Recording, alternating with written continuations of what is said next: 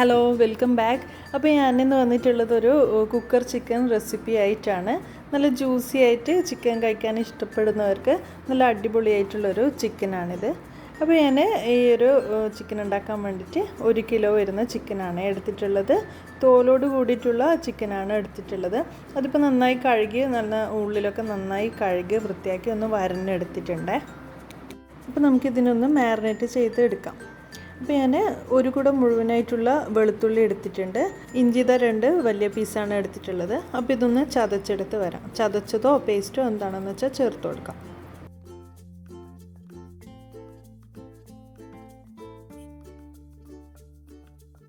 ഇതിലേക്ക് ഇനി പൊടികളാണ്. അപ്പോൾ ഞാൻ 2 ടേബിൾ സ്പൂൺ മുളക് പൊടിയും 1/2 ടേബിൾ സ്പൂണോളം കുരുമുളക് പൊടി, പിന്നെ 1/2 ടീസ്പൂൺ മഞ്ഞൾപ്പൊടി, 1/2 ടീസ്പൂൺ ഗരം മസാല പൊടിയാണ് ചേർക്കുന്നത്. ഏകദേശം 1/4 ടീസ്പൂണോളം ഉപ്പും കൂടി ചേർക്കുന്നുണ്ട്. പിന്നെ നിങ്ങളുടെ ടേസ്റ്റിനനുസരിച്ച് ഉപ്പും മുളകൊക്കെ ബാലൻസ് ചെയ്ത് എടുക്കാം. അപ്പോൾ ഈ ഒരു 1 കിലോ ചിക്കന് ഞാനിപ്പോൾ ചെയ്ത അളവ് പാകത്തിനുള്ളതാണ്. അപ്പോൾ എന്നാലും നിങ്ങളുടെ ടേസ്റ്റിനനുസരിച്ച് ചെയ്തെടുക്കാം. അപ്പോൾ ഞാൻ ഒലീവ് ഓയിലാണ് ചേർക്കുന്നത്. അപ്പോൾ ഈ ഒരു ചിക്കന് ചെയ്യുന്നുണ്ടെങ്കിൽ ഒലീവ് ഓയിൽ തന്നെ ചേർത്ത് ചെയ്യാൻ നോക്കുക. അപ്പോൾ 4 ടേബിൾ സ്പൂൺ ഒലീവ് ഓയിൽ ഞാനിപ്പോൾ ഒഴിച്ചു കൊടുക്കുന്നുണ്ട്. ഈ ഒരു ചിക്കൻ്റെ ഇതേ രീതിയിലുള്ള ടേസ്റ്റ് കിട്ടണമെന്നുണ്ടെങ്കിൽ ഒലീവ് ഓയിൽ തന്നെ ചേർക്കാൻ നോക്കുക. അതുപോലെ കറിവേപ്പിലയും മല്ലിയിലും ഒന്നും ചേർക്കാതിരിക്കുക. പിന്നെ വേറെ ഓയിലൊന്നും എക്സ്ട്രാ ആഡ് ചെയ്യാണ്ടിരിക്കുക. അപ്പോൾ ഈ ഒരു ടേസ്റ്റ് തന്നെ കിട്ടും. ഈ ഒരു മസാല നന്നായി തന്നെ ചിക്കനിലേക്ക് നമുക്ക് നന്നായി തേച്ച് പിടിപ്പിച്ച് കൊടുക്കാം. അപ്പോൾ ഉള്ളിലൊക്കെ നന്നായി തന്നെ തേച്ച് കൊടുക്കണം. അപ്പോൾ ഞാനിതിലേക്ക് ഒരു 1-2 ടേബിൾ സ്പൂൺ വെള്ളം കൂടി ചേർത്ത് കൊടുക്കുന്നുണ്ട്. അപ്പോൾ ഇതെല്ലാം കൂടി ഒന്ന് നന്നായി മിക്സ് ചെയ്തിട്ട് നമുക്ക് മാറ്റി വെക്കാം. പിന്നെ ഒരു ചിക്കന് നല്ല ജ്യൂസി ആയിട്ട് ഇരിക്കണമെങ്കിൽ കുക്കറിൽ തന്നെ ചെയ്യാൻ നോക്കുക.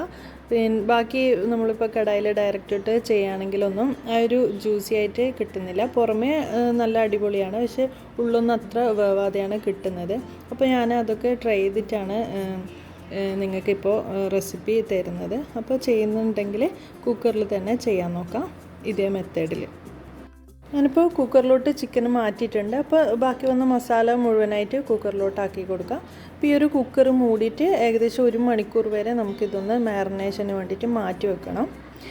അതൊരു 1 മണിക്കൂർ കഴിഞ്ഞിട്ടാണ് കുക്ക് ചെയ്തെടുക്കേണ്ടത്.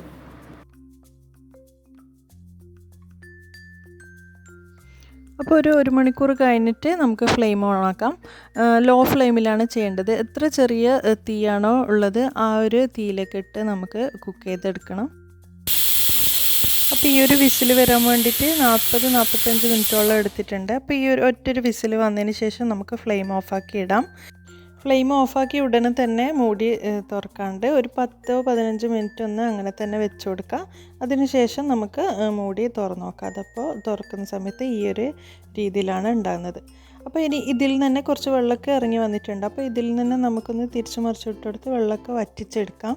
പക്ഷേ ഇതിൽ അത്ര സൗകര്യം ഇല്ലാത്തതുകൊണ്ട് ഞാനൊരു വേറൊരു പാത്രത്തിലേക്ക് മാറ്റുകയാണ്.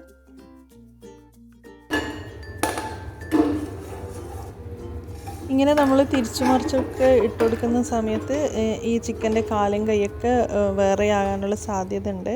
അപ്പോൾ കാണാൻ ഭംഗിയില്ലാന്നേ ഉണ്ടാവുള്ളൂ. ജ്യൂസി ആയിട്ടൊക്കെ ചിക്കൻ ഇഷ്ടപ്പെടുന്നവർക്ക് കഴിക്കാൻ നല്ല ടേസ്റ്റി ആയിട്ടുള്ള റെസിപ്പി തന്നെയാണിത്.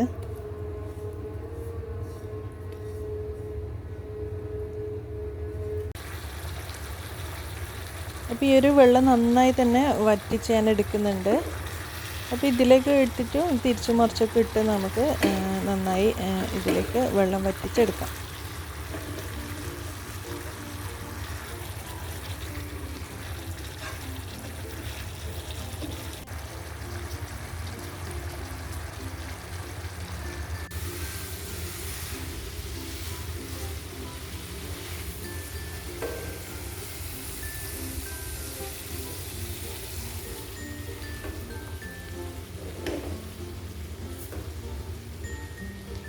അപ്പോൾ ഏകദേശം വെള്ളമൊക്കെ വറ്റി എണ്ണയൊക്കെ തെളിയാൻ തുടങ്ങിയിട്ടുണ്ട്.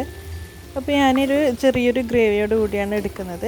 ഇതിലും നന്നായി ഒന്ന് വറ്റിച്ച് ഒന്ന് ഫ്രൈ രൂപത്തിൽ എടുക്കണമെങ്കിൽ കുറച്ചുകൂടി സമയം വെച്ചാൽ മതി. അപ്പോൾ കുക്കായിട്ടുണ്ട്. അപ്പോൾ ഈ ഒരു കുക്കർ ചിക്കൻ റെസിപ്പി ഇഷ്ടമായെങ്കിൽ തീർച്ചയായും ഒന്ന് ഉണ്ടാക്കി നോക്കി ഫീഡ്ബാക്ക് അറിയിക്കുക. അപ്പോൾ അടുത്ത വീഡിയോയിലോട്ട് കാണുന്നവരേക്കും ബൈ.